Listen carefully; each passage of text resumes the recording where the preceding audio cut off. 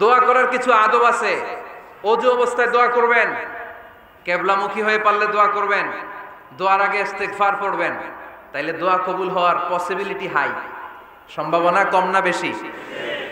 সুযোগ হলে দোয়ার সময় হাত তুলে দোয়া করবেন। হাত তুলে দোয়া করা সুন্নাহ, ঠিক কি না? সব জায়গায় না। টয়লেটে যাইতেছেন, আল্লাহুম্মা ইন্নী আউযু বিকা মিনাল খুবুসি ওয়াল খাবাইস বিরহমাতিকা ইয়া আরহামার রাহিমিন। হাত তোলা যাবে? বুঝা শুই না। আল্লাহর হাবিব যেখানে হাত তুলছিলেন, কিছু কিছু জায়গায় আল্লাহর হাবিব হাত তুলেছেন, কিছু কিছু জায়গায় তোলেন নাই, তো তোলেন, যেখানে সুযোগ হয় তোলেন। আল্লাহর হাবিব সাল্লাল্লাহু আলাইহি সাল্লাম যখন হাত তুলতেন, হাতের তালুগুলো আকাশের দিকে করে রাখতেন এইভাবে। এজন্য আল্লাহর হাবিব বলতেন, ইযা সাআলতুমুল্লাহ ফাসআলুহু বিবুতুনি আকুফিকুম। যখন আল্লাহর কাছে চাইবে, হাতের তালু দুইটা এরকম উঁচু করে আল্লাহর কাছে চাও। সুবহানাল্লাহ পড়ো। আমরা তো শুধু এতটুকু চলি।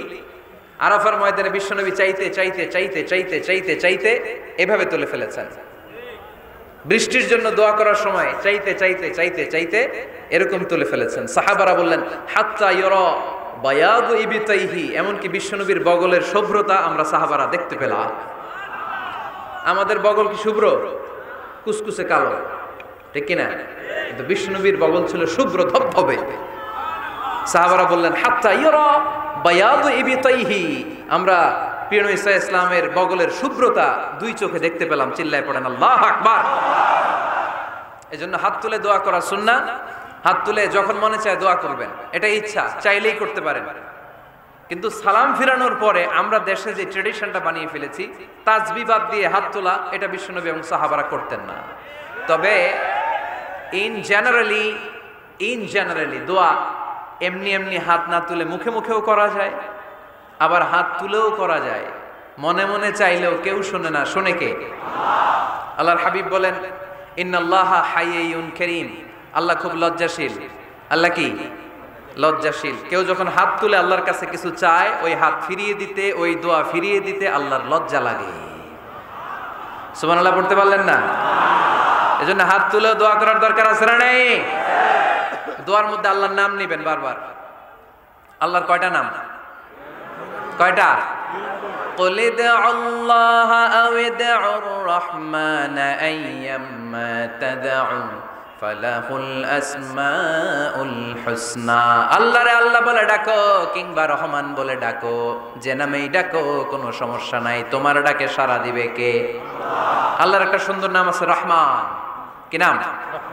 দোয়া করার সময় আল্লাহর ডাক দিবেন, ইয়া রহমান, ইয়া রহমান, ইয়া রহমান। ডাকা যাবে? তিনি তো দয়াময় রহমান, ঠিক কিনা? দয়াময় রহমান শেখালেন কোরআন, বানালেন ইনসান, শেখালেন বায়ান। দয়াময় রহমান শেখালেন কোরআন, বানালেন ইনসান, শেখালেন বায়ান। দয়াময় রহমান শেখালেন কোরআন, বানালেন ইনসান, শেখালেন বায়ান, ঠিক কিনা? আল্লাহর এই সুন্দর নামগুলো ধরে ধরে দোয়া শুরু করবেন। ডাকবেন, ইয়া রহমান, আমার সাথে সাথে পড়েন, ইয়া রহমান, ইয়া রহিম, ইয়া গফুর, ইয়া গফফার, ইয়া সত্তার, ইয়া রাজ্জাক। আল্লাহর এই সুন্দর নামগুলো ধরে ধরে যদি ডাকেন, ওই দোয়া কবুল হওয়ার সম্ভাবনা বেশি না কম? আরো জোরে, বেশি না কম?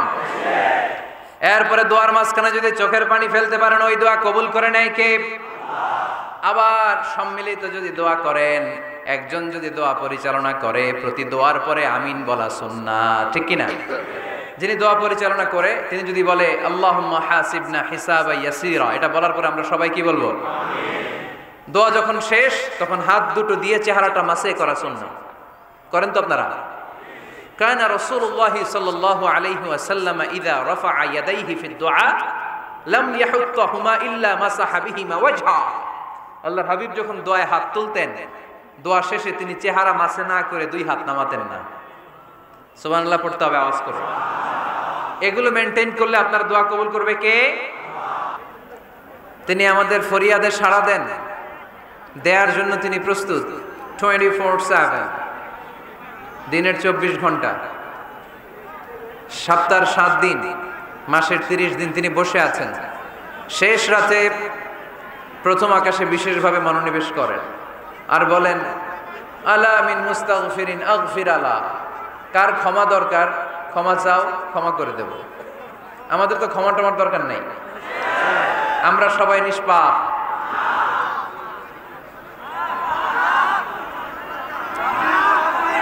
নাকি গুনাহগার, নাকি পাপী? শুধু পাপী না পাপীর ঘরের পাপী? কেউ না জানুক, আমার পাপের খবর রাখে একজন, তিনি কে? পৃথিবী না জানুক আমি তো জানি, আমি কি পাপ করেছি হায়, ঠিক কিনা? পৃথিবী না জানুক আমি তো জানি, আমি কি পাপ করেছি হায়। আমার পাপের করলে বিচার, বাঁচার আমার নাই উপায়। দয়াময় প্রভু মাফ করো আমায়, মাফ করো আমায়। পড়েন আমিন। পৃথিবী জানে না, জানে কে? দরজা বন্ধ করে, লাইট অফ করে একা একা পাপ করছি। পুলিশ দেখে নাই, র্যাব দেখে নাই, বন্ধু বান্ধব দেখে নাই, পরিবারের কেউ দেখে নাই, দেখলো কে? সবার চোখ ফাঁকি দেয়া গেলেও ফাঁকি দেয়া যায় না একজনের চোখ। চোখটা কার? তার চোখকে কখনো ফাঁকি দেয়া যায় না।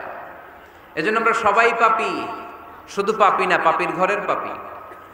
14 গোষ্ঠী আমাদের পাপী, তাই না? তো এই জন্য আমাদের ক্ষমা চাওয়া উচিত খুব বেশি বেশি আল্লাহ তাআলার কাছে। আমরা সবাই পাপী, শেষ রাতে আল্লাহ ডাকে, কার পাপ আছে বলো, ক্ষমা চাও, ক্ষমা করে দেব। কে অন্যায় করেছো বলো, ক্ষমা চাও, ক্ষমা করে দেব। চোখের পানি ছেড়ে যদি ক্ষমা চাই, মাফ করে দেয় কে? চোখের পানির এত মর্যাদা, আল্লাহ এটারে বড্ড পছন্দ করে। 2 ফোঁটা পানি আল্লাহর কাছে সবচেয়ে প্রিয়। কয় ফোঁটা? আজকে এই মেসেজটা নিয়ে যেতে হবে ঘরে।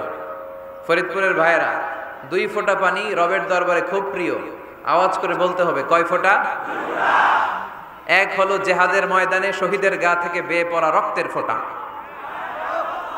আমরা শহীদ হতে চাই কি চাই না? শাহাদাতের তামান্না যদি কারো অন্তরে না থাকে, এটা কি মুমিন না মুনাফিক? আর শাহাদাতের তামান্না নিয়ে কেউ যদি বিছানায় পড়েও মারা যায়, শহীদদের কাতারে তারে উঠাই দিবে কে? আমাকে শহীদ করে সেই মিছিলে শামিল করে নিও, যে মিছিলের নেতা আমির হামজা খোবায়েবে খাব্বাব। আল্লাহর কাছে ছিল অতি প্রিয়, শামিল করে নিও আমাকে শহীদ করে সেই মিছিলে শামিল করে নিও। পড়েন আমিন। প্রথম হচ্ছে জিহাদের ময়দানে শহীদের গা থেকে দাঁড় করে ঝরে পড়া রক্তের ফোঁটা, একটা গেল। 2 নাম্বার হচ্ছে অনুতপ্ত বান্দার চোখের পানির ফোঁটা। বান্দা যখন অনুতপ্ত হয়, তারা ভুল বুঝতে পারে, অন্যায়কে উপলব্ধি করতে পারে, তখন সে জায়নামাজ বিছিয়ে রবের দরবারে হাজিরা দেয়, সিজদায় লুটিয়ে পড়ে কান্না শুরু করে দেয়। এই চোখের পানির এত পাওয়ার, এই চোখের পানি অনুতপ্ত বান্দার চোখ বেয়ে নাকের ডগা বেয়ে মাটিতে পড়ার আগেই আল্লাহ বান্দার জীবনের সব গুনাহ মাফ করে দেয়। এজন্য চোখের পানি বেশি বেশি ফেলার দরকার আছে না নাই?